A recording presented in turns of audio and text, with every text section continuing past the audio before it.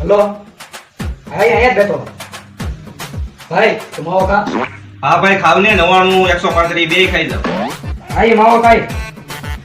ભાઈ તું બીડી સિગરેટ પીવે હા ભાઈ બીડી ને સિગરેટ બે પીવું છું ભાઈ બીડી સિગરેટ બે પીવે ભાઈ તું વિમલ ખા હા ભાઈ વિમલે ખાવ ને બોલો જુબા કેસરી ભાઈ વિમલે ખાઈ